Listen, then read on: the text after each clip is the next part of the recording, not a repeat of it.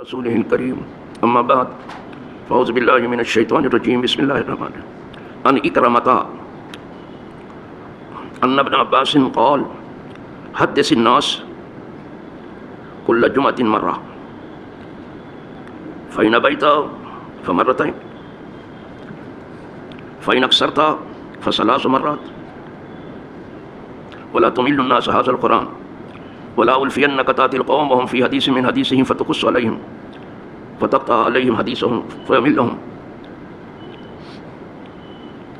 ولكن أنصت فإذا أمروك فحدثهم وهم يشتهونه وانظر السجع من الدعاء فاجتنبه فإني عاهدت رسول الله صلی اللہ علیہ وسلم وأصحابه لا يفعلون ذلك رواه البخاری. یہ حدیث جو ہے بخاری شریف کی حدیث ہے اور راوی ہیں حدیث کی حضرت اکرمہ. یہ حضرت عباس کے آزاد کردہ غلام ہیں. بہت زبردست عالم ہے. حضرت شعبی تو کہتے ہیں کہ میں نے اکرمہ جیسا عالم دیکھا نہیں. بہت بڑے عالم یہ غلام تھے، ان کو آزاد کر دیا. کل غلاموں میں یہ علم کی شان تھی. آج آزاد لوگوں کے پاس کچھ نہیں رہ گیا، ایک نام کی آزادی کے سوا کچھ نہیں رہ گیا. تو حضرت عباس کے ہی یہ حضرت اکرمہ عبداللہ ابن عباس کے غلام تھے، سید المفسرین. تو زیادہ تر ان سے روایت کرتے ہیں. یہ اکرمہ کہتے ہیں بے شک عبداللہ ابن عباس رضی اللہ تعالیٰ عنہما نے کہا کہ لوگوں سے حدیث بیان کرو ہر جمعہ کو ایک بار، یعنی ہفتے میں ایک واز ہو.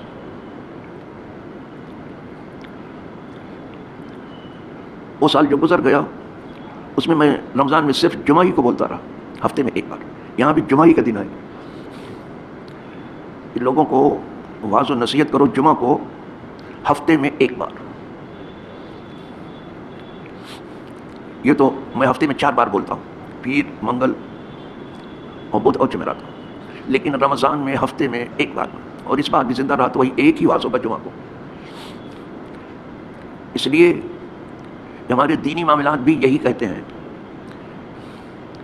کہ واعظ کم سے کم ہو، نصیحت زیادہ سے زیادہ. آج واعظ بہت ہے، نصیحت کم ہے،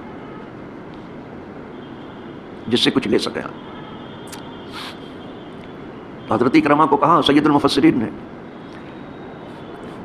کہ لوگوں کو ہر جمعہ کو ایک بار واعظ کرو، یعنی ہفتے میں ایک.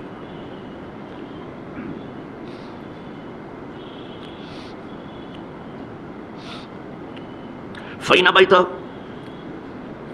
لیکن اگر کچھ اور ہفتے میں صرف ایک بار نہیں کچھ اور واعظ کرنا چاہتے ہیں تو پھر فمرتین، تو 2 بار ہفتے میں. اگر آپ کو ایسا لگتا ہے کہ نہیں اور واعظ ہونا چاہیے تو ہفتے میں 2 واعظ. یہاں کچھ جگہ دیکھیں گے ہر وقت مائک چالو ہی رہتا ہے، لوگ اکتا گئے اس سے.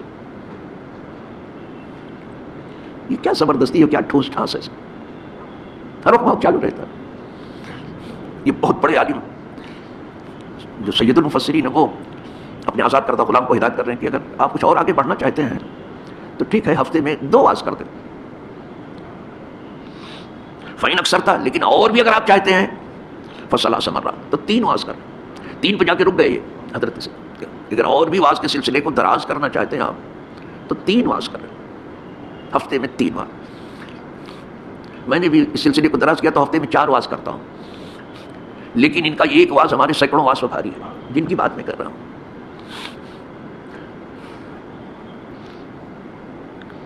فَإِنْ أَكْثَرْتَ فَثَلَاثَ مَرَّاتٍ وَلَا تُمِلِّ النَّاسَ، اور لوگوں کو پریشان مت کرو، لوگوں کو تھکاؤ نہیں ہے زبردستی گھیر گھار کر کے ان کو پریشان کرنا.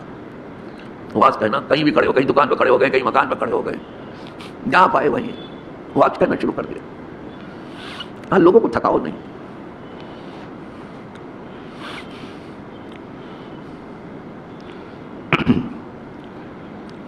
لوگوں کو نہ تھکاؤ اس قرآن سے. قرآن تھکانے کے لیے نہیں آیا، بوجھ کم کرنے آیا، تھکانے کے لیے نہیں. قدرت نہیں چاہتی میرا بندہ تھک جائے، وہ ہلکا پھلکا رہے نصیحت میں.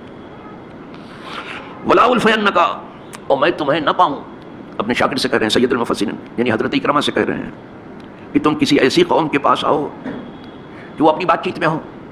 کہیں آپ کا جانا ہوا، آپ ایسی قوم میں آئے وہ اپنی بات چیت میں ہے، پتہ نہیں دینی بات چیت ہو رہی ہے کہ دنیاوی بات چیت ہو رہی ہے، جی کوئی تذکرہ نہیں ہے، دونوں ہو سکتی ہے. تو جب تم کسی قوم کے پاس جاؤ اور وہ اپنی بات چیت میں ہوں، چاہے دینی بات چیت میں ہو چاہے دنیاوی بات چیت میں ہو، فتقص علیہم، تو تم ان سے حدیث بیان کرنے لگو. فتقطع علیہم حدیثہم، تو تم ان کی بات چیت کاٹ دو، یعنی جس بات چیت میں اس کو کاٹ کے تم اپنی حدیث بیان کرنا شروع کر دو. کہا ایسا نہیں ہونا چاہیے، کبھی ایسا مت کرو. جب وہ اپنی بات چیت سے فارغ ہو جائیں اور آپ کی طرف نظر اٹھا کے دیکھیں کہ بہت بڑا عالم ہمارے درمیان ہے، اور پھر انہیں خواہش ہو کہ آج کچھ دین کی باتیں فرما دیں، اب آپ حدیث بیان کرو، اب آپ کہو آ رہا ہے.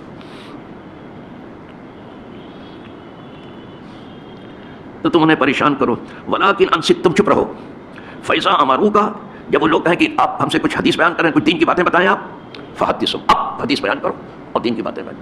جب وہ کہیں کہ آپ کچھ دین کی بات بیان کریں، اب آپ بیان کرو. وہم یشتہونہ، اس حال میں کہ وہ اس کی خواہش کر رہے ہوں، وہ خود طلب کر رہے ہیں کہ آپ کچھ بیان کریں، تو اب ضرور آپ بیان کریں. اور ابھی ان کی خواہش باقی رہے، واز بند کر دو تاکہ پھر آپ سے سنیں. تھکانے کی ضرورت نہیں ہے. جیسے کھانے کے لیے حکم ہے کہ ابھی بھوک ہے، کھانا بند کر دو، بہت پیٹ بھر کے مت کھاؤ. بھوک دور کرنے کے لیے کھانا کھایا جاتا ہے، بھوک دور ہو گئی اور ابھی بھوک ہے لیکن کھانے سے ہاتھ کھینچ لو، انشاءاللہ صحت مند رہو. اور اگر کھاتے ہی چلے جاؤ گے اور لذت کام و دہن ہی تلاش کرو گے، پھر یہ تکلیف کا سبب ہو جائے. حکم یہ ہے کہ ابھی بھوک ہو، ہاتھ کھینچ لو کھانے سے.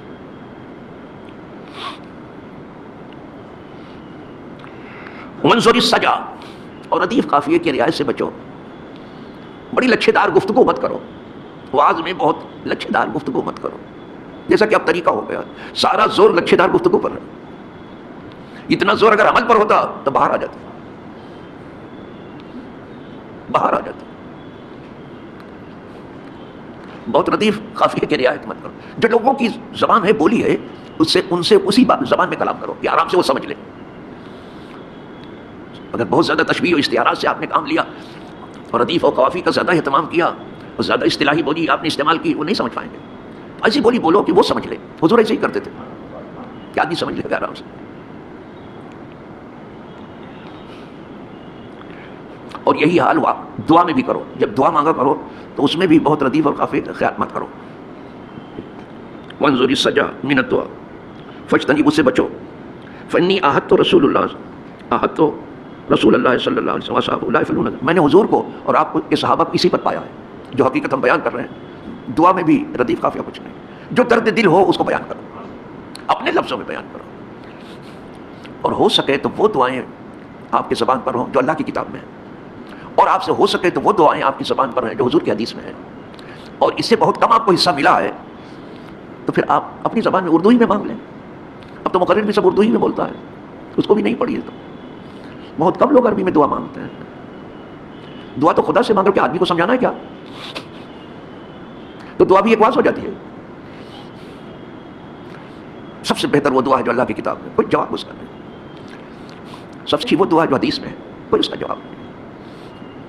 بزرگوں سے ہو کے جو دعائیں بہت اچھی دعائیں ہیں. جہاں تک ہو سکے دعا کتاب و سنت سے مانگو، ورنہ تو جو بھی درد دل ہو مانگو اللہ سے، اپنی بولی میں مانگو.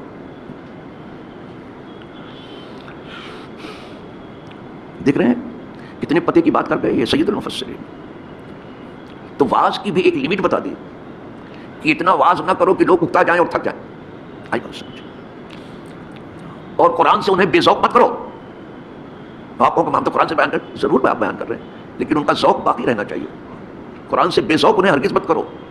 ان کی بھوک رہنے دو. ابھی تھوڑا تھوڑا بیان کرتے رہو، تھوڑا تھوڑا وہ سیکھتے رہیں گے. اللہ نے زندہ رکھا ہمیں آپ کو. تو رمضان میں ہم ایک ہی واز ہوگا رمضان کے حوالے سے. جمعہ کو یہ درس نہیں ہو سکے گا کیونکہ 20 رکعت تراویح اور یہ عشاء کی 17 جو ہے رکعت نماز، یہ کل ملا کے 37 ہو جاتی ہے. اللہ ہی توفیق دے. گرتے پڑھتے پڑھنے کی کوشش کریں گے تو پھر وہ اس کے بعد اٹھے اور واز میں لگے تو ذرا مشکل ہو جائے گا. لہٰذا ایک واز ہوگا اس پر کان لگائیے گا اور جو کچھ آپ کے حصے کا ہے اس میں سے لے لیجیے گا. اور سید المفسرین کے اس ارشاد پر عمل بھی ہو جائے گا جو کہہ رہے ہیں کہ ہفتے میں ایک واز ہوگی جمعہ کا، تو اس پر عمل بھی ہو جائے گا. پہلے اسی کا یہ تو سید المفسرین ہیں. حضرت عبداللہ ابن مسعود بھی ہفتے میں ایک ہی واز کرتے تھے، وہ جمعرات کے دن کرتے تھے. بلکہ لوگوں نے آرزو کی کہ حضرت جو علم کے دریا آپ بہاتے ہیں ہفتے میں ایک بار، اگر یہ روز بہاتے تو کتنا لوگ اس سے فائدہ اٹھا لیتے. فرمایا نہیں، ہم کو حکم یوں ہی ہے کہ کتاب و سنت سے لوگوں کو تھکانا نہیں ہے، ان کے اندر کسی طرح سے اس کو ڈال دینا ہے. یہ تھکانے کے لیے نہیں ہے. جیسے کھانے سے بہت پیٹ بھر لینا اچھا نہیں ہے، تو علم بھی ٹھوس کے دینا صحیح نہیں ہے. کہ لیتے ہو کہ نہیں لیتے ہو، یہ صحیح نہیں ہے. الحمدللہ یہ حدیث بھی آج گزر رہی ہے، بخاری شریف میں ہے، بہت کام کی چیز ہے. اب عرب دنیا میں تو جمعہ کے دن جو یہ عربی میں خطاب ہوتا ہے اسی میں جو ان کو کہنا ہے کہہ دیتے ہیں عربی میں. لیکن چونکہ یہاں عربی میں جو خطبہ ہوتا ہے وہ ضروری ہے، اس کے بغیر جمعہ نہیں ہوگا، تو اس کو سب نہیں سمجھ پاتے. کچھ لوگ تھوڑا بہت سمجھ لیتے ہیں، تو اس لیے اس سے پہلے اردو میں واضح ہو جاتا ہے، کہیں فارسی میں ہو جاتا ہے، جس زبان میں چاہیں، کہیں انگریزی میں ہو جاتا ہے، جس زبان میں چاہیں لوگوں کو سمجھاتے ہیں. اللہ سب کو سمجھ بوجھ دے، دینی سمجھ بوجھ دے، اور دینی حقائق پر عمل کرنے کی توفیق دے، اور دینی حقائق پر زندہ رکھے، دینداروں کے صف میں زندہ رکھے، اور دینداروں کے صفوں میں موت دے، اور دینداروں کے صفوں میں اٹھائے جائیں. اور اللہ انہی کے قدموں میں ہم تمام کا حشر و نشر فرمائے. وآخر دعوانا الحمدللہ.